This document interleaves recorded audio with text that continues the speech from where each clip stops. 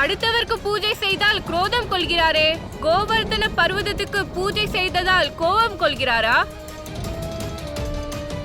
நீங்களும் காலம் காலமாக இந்திர தேவனை தான் பூஜை செய்து வந்தீர்கள். அப்பொழுதும் கோவர்தன பர்வதம் நமக்கு பாதுகாப்பாக தான் இருந்தார். தேவர்கள் மென்மையான குணம் கொண்டவர்கள்.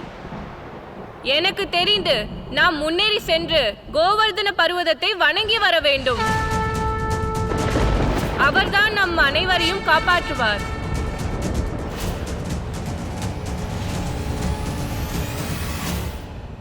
இல்லை, இது நடக்காது.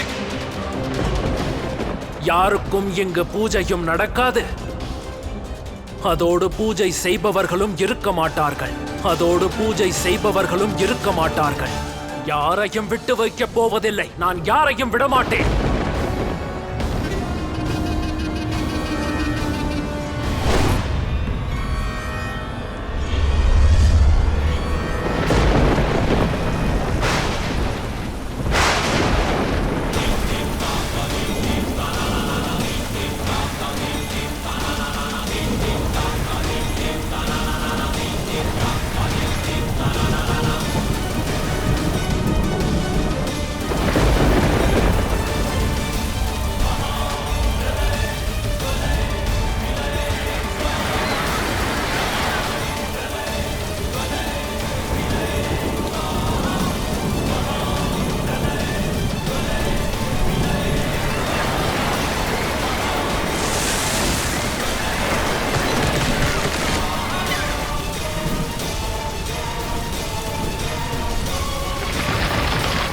நம் வீடு சிதைந்து கொண்டிருக்கிறது.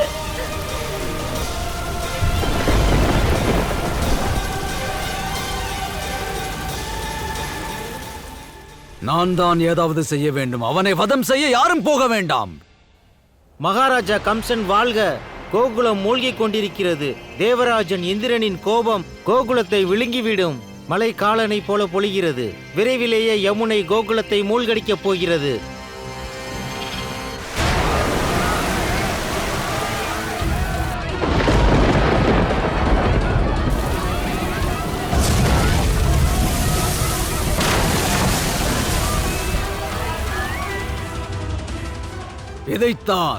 இதைத்தான் நான் எதிர்பார்த்தேன். இன்று ஒரே கல்லில் 2 கனிகள் விழுகின்றது. 2 கனிகள். இன்று கோகுலம் மற்றும் கிருஷ்ணன் இருவரும் நீரில் மூழ்கப் போகிறார்கள். இப்படி ஒரு மழை, இப்படி ஒரு புயல், நம்முடைய கிராமமே அழிந்து போய்விடும். பாருங்கள், நம் இல்லத்தை காப்பாற்றிக் கொள்ளலாம். நம் பொருட்களையாவது காப்பாற்றிக் கொள்ளலாம்.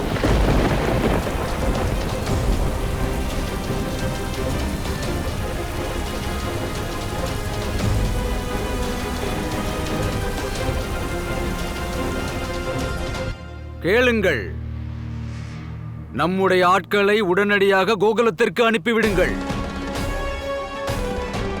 காரணம், தண்ணீரில் மூழ்கிய கூட்டத்திலிருந்து கிருஷ்ணனுடைய சடலத்தை கொண்டு வரட்டும். கிருஷ்ணனுடைய சடலத்தை நான் இங்கு பார்ப்பேன். இங்கு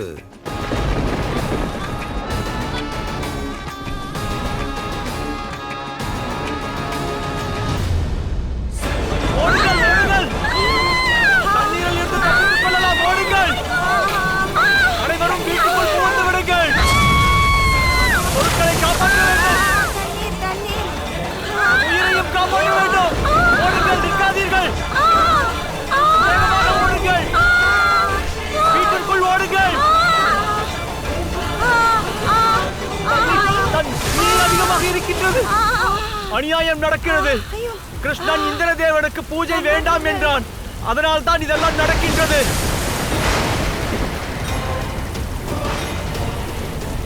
இதெல்லாம் இந்திரதேவனின் கோபமாகும். மொத்த கோகுலமும் தவிக்கின்றது. இதற்கெல்லாம் முழு காரணம் அந்த கிருஷ்ணன் தான்.